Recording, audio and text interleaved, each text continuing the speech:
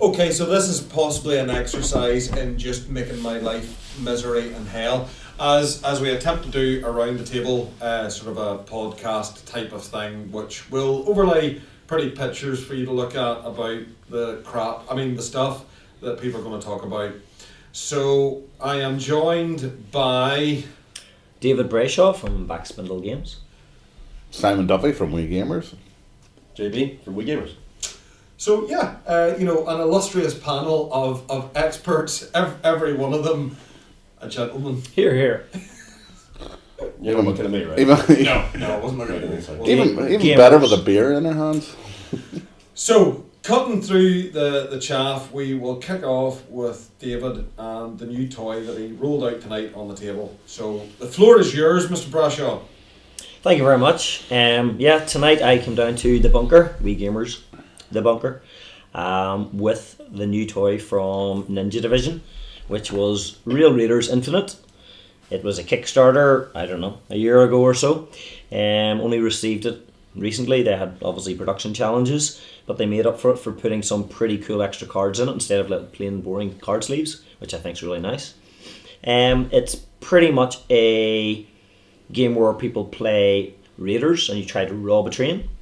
You work your way along the train from the caboose at the back of the train to the locomotive at the front. It's sort of set in the future, so you're fighting like space age type robot sheriffs, deputies and marshals. You get various abilities, special abilities per character, and the objective obviously is to steal as much money as possible and kill these lawbots as you work your way through the train. But of course it's not totally cooperative. You can sort of rob each other as well, so there's a little bit of skullduggery and stronger words for messing with each other's money and purse. Really nice wee game. Bags and bags of chibi miniatures. Really nice little figures for anybody who likes miniature painting. You know, the world is yours. There's about 50 figures, I'm sure, in that little bag there you can paint away at to your heart's content. Some of them will remind you of various movie type characters and TV show type characters. Each carriage you go into is different, so you have sleeper carriages with so many lawbots on it, and the safe carriage and different things like that. So no two carriages really are the same. Depending on how many players, many carriages you do add. What we also did is we added in a little bit of one of the add-ons. We got the expansion packs, which was the Old Time Religion expansion.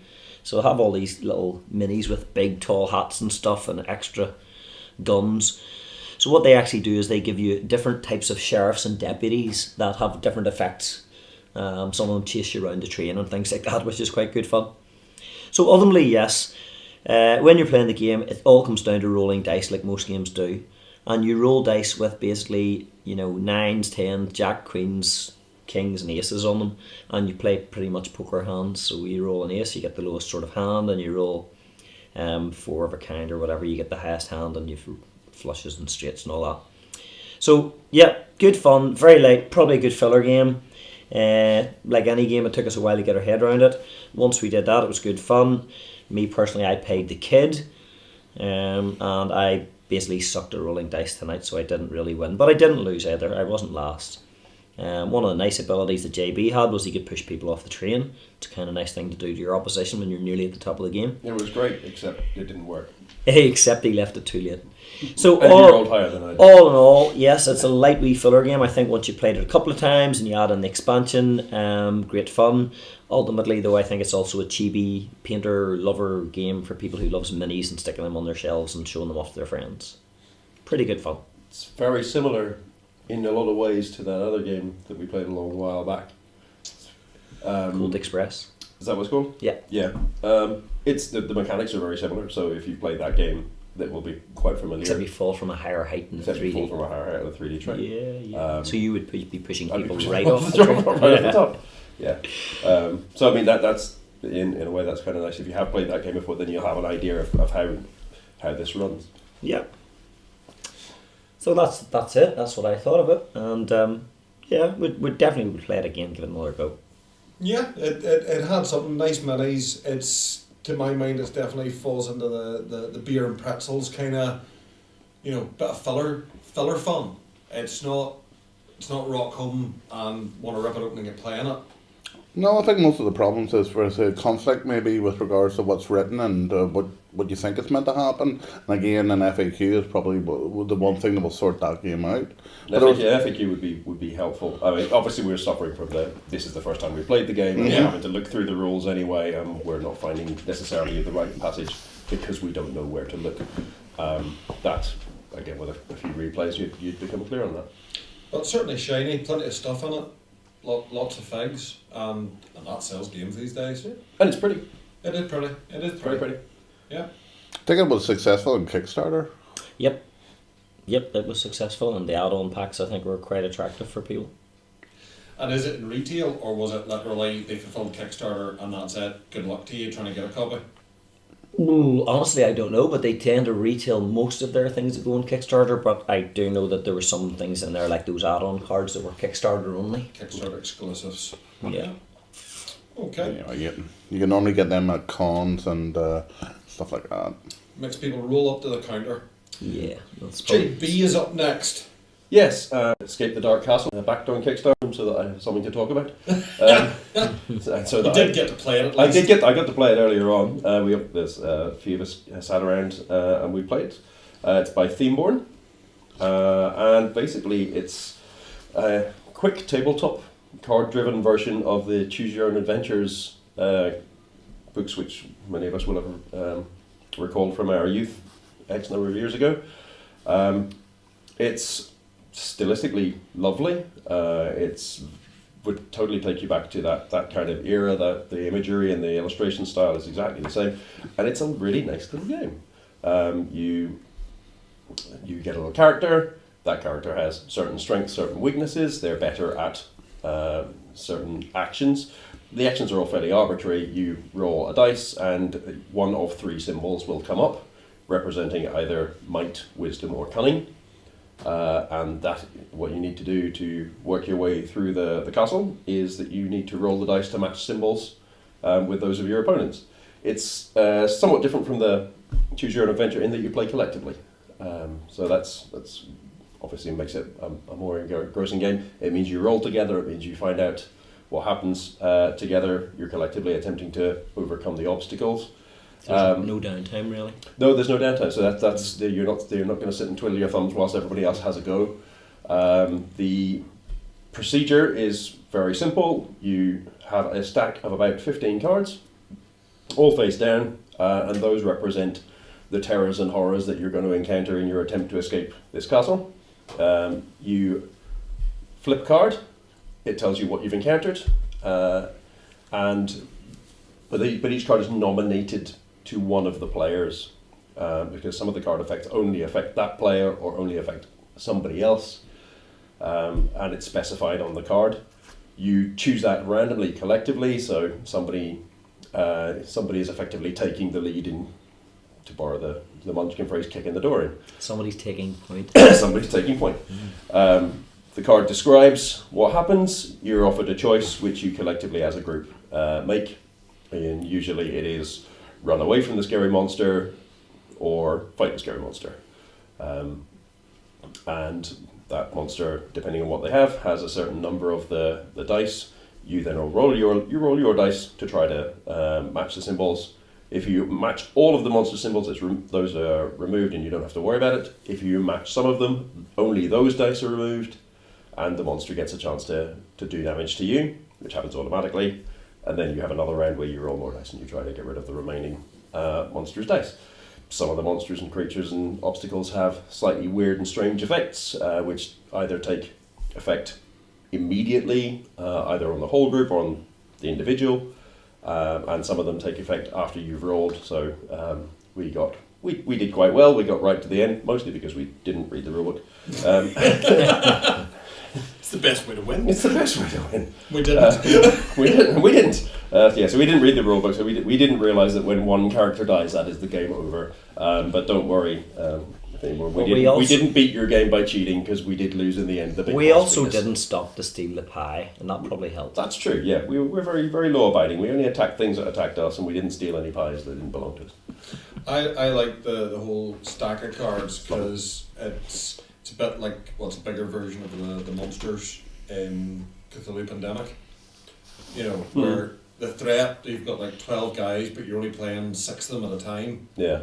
So the way they're shuffled out, the way they turn up in the game, you know, it adds even more variety and spice. It saves you thumbs, because you can't use your thumbs in that game. That's very true. I like the fact that it's a stack of 15 cards of the 64, I think Chris said were in the box. Yeah. So you're going to get a replayability, different dungeon every time.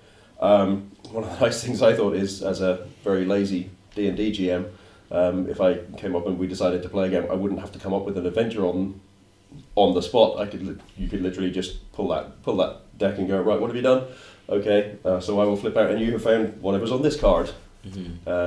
So whilst it's not strictly in the idea of the game within itself, it's another use and another little the cook from Texas Chainsaw Massacre. Yeah. It put me in mind of the old role-playing games on the computer. Yeah. Because as I said at the start, immediately it felt like that. The Hobbit. I've a burnt-in memory of playing the Hobbit in the Commodore 64. Is that when you had to type in? Yeah, go why? north. I can't go there. Go south. I'm sorry, I can't go there. So it's Zork or I had a game called Dragon Mountain. Spent a month in the flipping Hobbit's house But before we got out the front door. It also bounced you back to role playing, where you were sort of, depending who decided to take their turn, it was like you really shouldn't split the party, because this may bite you just because you're by yourself. Yeah, it's one of the nice things is, which we didn't really do, is because you're able to defend yourself if you roll reasonably well, so you don't necessarily take the damage from the monster or obstacle, and therefore where our level of health went down differently.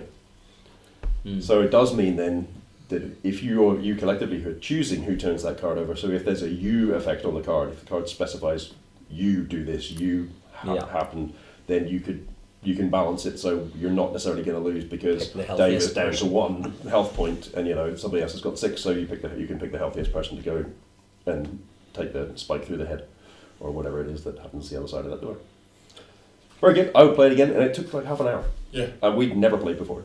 Yeah. So even though we did it wrong, we only did it very slightly wrong because there's only so wrong you can go. No, it was nice in that. Well, the sort of the thing for me tonight, not so much a game, but obviously there this evening I took possession of a small portion of Big Paul's 40k Nurgle army. Oh, I saw those. Yeah, I like. I've got to say, you like Nurgle. I like Nurgle. I've got a soft spot in Nurgle. He's the closest thing in 40k to Cthulhu.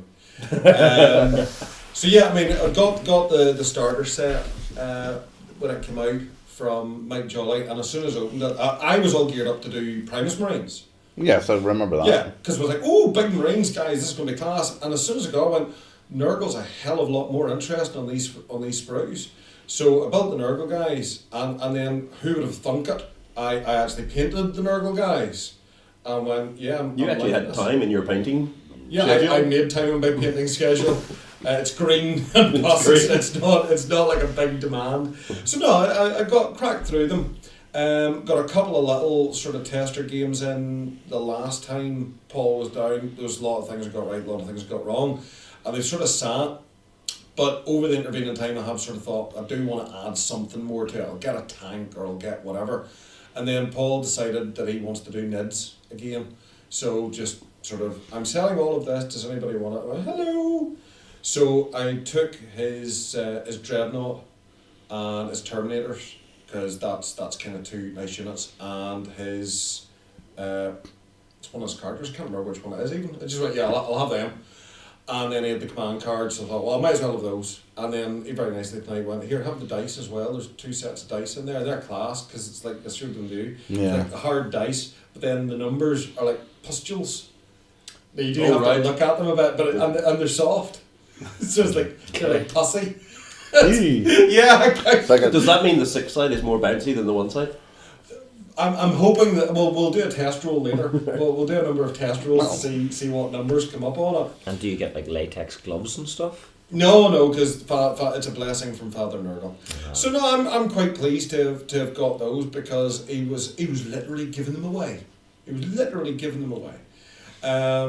So yeah, that sort of takes up the Force. I still feel I need a tank. I need armor of some description. You don't need time. So Your I will Death have to Guard. get, You I don't will need have to time. get a tank. Completely ignoring what you're saying because tanks are cool. Yeah, but they're all tanks anyway. So where do you stop with just one tank? Like, Well, no, I will stop with one tank. I do not want. That's on tape now, you know. Yeah, I don't want to go. You bear in mind at one stage I had a Blood Angels flipping Chapter? Yeah, true. right down to servitors and stuff, and it was just silly. Yes. Very, very silly. And a man arrived in a lorry one day, and that lives in the south of Ireland now, with someone who's probably never put it all on a table. So no, I just Probably kinda- put it all on a 4x4 table and tried to play a game with it. Yeah, with his tanks on top. well, Yes. 4x4 would just be his size. Yeah. Who you playing against? Nobody. There's no room on the table for them. I win because you can't deploy. Yeah, we're just having to walk around the board. I can't deploy within 24. I can't deploy within 8 inches of you. So no, I just wanted to have sort of around about 1,000 points, and I don't want to go beyond that. About 1,000 how it points starts. with a couple of units to swap out. No, because I hate the prices, and largely I still hate everything else. Mutually Yeah. hate everything. Yeah, I think we've got that. We're going to get that Heroes of Black Reach, Oh, Black Reach. the Devil Pig games. Yes. And I like everything else. I love your Relics game. Mm-hmm. Relics is the most 40k feeling game when you play it. It feels like the 40k universe. Yes, it definitely does. It's one of the best adaptations of the Talisman game I've ever seen. Yes, there's other ones out there that have ripped maybe some of the core mechanics or stuff, but to me it just feels like what Talisman could have been if somebody had done more work on it. Like, it's been, how old it is now is Ancient. Older than us. probably is. Talisman not been handed to Cosbury. Yeah, well, that handed is probably not yes. the right phrase. Exchanged IP licenses for monies, but no, it's just when you play Relic, it's daunting and it's huge and the universe feels big and everything's a challenge and your victories feel sweet. And again, as I said, I played it so much with just the base set and was so happy with that. And then they brought out the 2 expansions. Of the 2 expansions, the one I got to play was one that was Terra, with the moon and Mars and all that here, and that's like a corner of the playing area that comes onto it, so you play around that as well. Why, as soon as you said that I feel that I want to play Firefly now. And talking about Firefly, you've seen how much of Firefly that I bought. Yeah, I don't think there's any expansions for that yet that I haven't got. your Firefly is my Memoir 44 collection. Yes. We should make a video about that someday. What do you over Memoir 44? How long everything? have you got? Yeah. Welcome to tonight's entertainment. Right, well that's kind of it. Yeah, I got more stuff to paint, having only just come up with a gap in my painting schedule, so it's over to Simon. Well, you got me into looking into a game called Tiny Epic Zombies. I suppose the reason you've asked me is because I went out and bought so many zombie games that, miniature wise, I could field a 40k chapter just in zombies, Yeah, you Walking Dead. Technically, does Nurgle not have like something similar to that? Yeah. Yes. Yeah, well, there you go. Well, there's a link if you ever needed it. Well, what I can say with regards to Tiny Epic Zombies is it's a 1 to 5 player game. Each one takes about 30 minutes. There's meant to be about 5 play modes that they're bringing to it. Cooperative and competitive. You're in the one where you either taking control of the survivors or you can take control of the zombies. It's in a mall. Funny enough, as if we haven't seen something like that before. That's original. Yeah. So maybe there's a homage when you do it. yeah, and what is that, an homage to Dawn of the Dead? So yeah, I'm looking at that. It's by Gamelyn, isn't it? yeah, Gamelyn Games. yes, and they've done a couple of other ones. They've done Tiny Epic Defender, Tiny Epic Kingdoms, and I think the last one they did, Tiny Epic Galaxies. Quest. Yes, Tiny Epic Quest I like.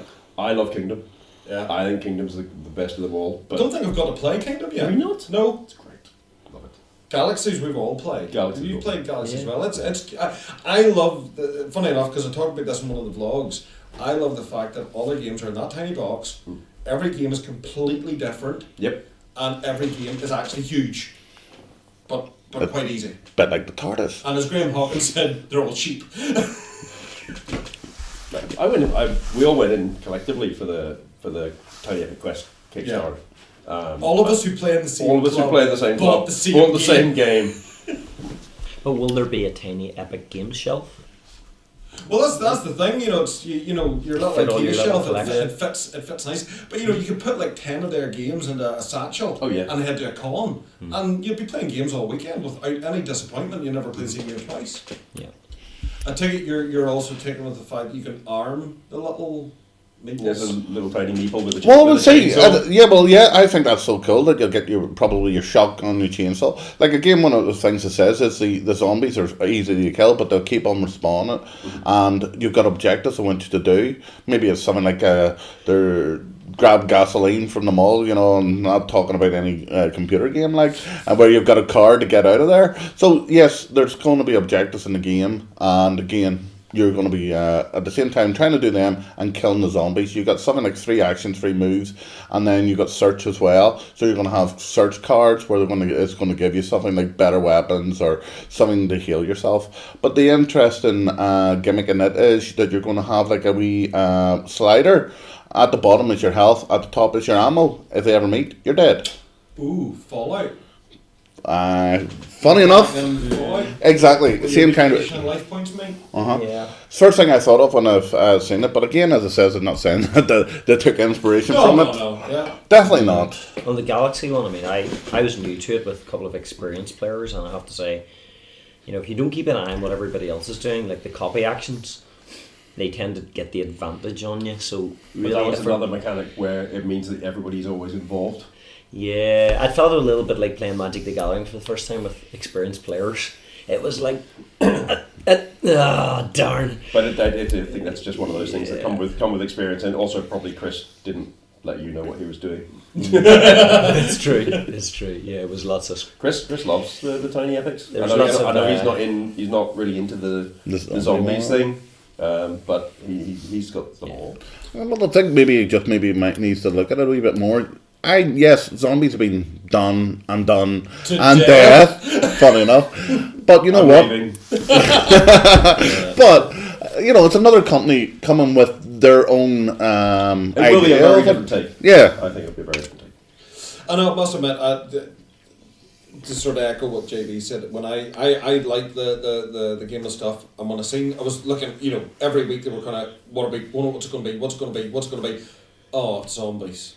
Yeah. And I switched off. But then I did take a little look, as you've said it, it's 5 game modes, and you can do it. And that's kind of, I'm more interested in this. I must admit, it's probably one of the few occasions where I've bothered going back and looking, and the fact that the mechanic has made me go, you know what, I'm going to give this a punt, even though the theme doesn't really appeal, because I know it'll be playable, and I know that in the group setting, it'll probably be fun. And you just want it because it's got zombies right now. I think they turned it on its head, because my experience of Gen Con and Essen the last 2 or 3 years, the zombie games that have come out and been there, and more numerous, like you said, than you could possibly count. What they've done is they've made the figures bigger, the boards bigger, everything's got bigger and bigger and bigger zombies on it, and bigger play areas.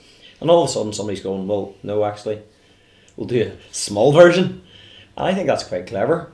Because everybody's probably got as many big board zombie games as they could ever want to play, and before they run away and play one of the Wild West games, which are very topical. So right now, a small zombie game's probably, as you say, put it in your bag and somebody goes, well, another zombie game, try it, don't like it, we'll do the Galaxy one, we'll do the other one. It's a very sensible and smart move from Gamelyn, because how many board games have we got now where you don't just play with the board, you play with the board in a player area, and there has to be stacks of cards and counters and things like this. And even with a moderately large table, you rapidly run out of space. Mm-hmm. The Tiny Epic ones, you can literally play on a tiny card table. Yeah. Even the Quest is the biggest one that I've seen, just that you need to actually spread out to a reasonable amount. But we played it on, 2x2? Yeah. It was just It enough was just room. enough, yeah. So even small card table, you take it on the train. You could play it on the train. Have you seen? Not that train. Have you seen the Not this zombie meeples? No, how do we look at them? They've done a different shape of meeple for the zombies, so they're kind of side on, you know, as if they've got a hand out. So they are kind of cute, I have to admit. But then it's game, it is going to be cute. Yeah. Right, we've talked for like 25 minutes. I think That's 5 minutes. that's enough for anyone to have to listen to us. Yes. We'll talk more another time. And why would you? Yeah, so there you go. Thank you, lads. Thank you, folks, for listening. Give it a like, give it a share, whatever. Enjoy the pretty pictures. If you don't like our voices, turn it off and look at the pretty pictures. That'll do. So there you go. Catch you another time. Bye bye. And remember, gaming is good, no matter what anybody else says, just depending if you like the game or not, it's a different thing. I was just going to say goodbye. What Simon said. I feel like I should do a Jerry Springer and tell everyone to be careful out there now. No, I'm not going to. Bye bye.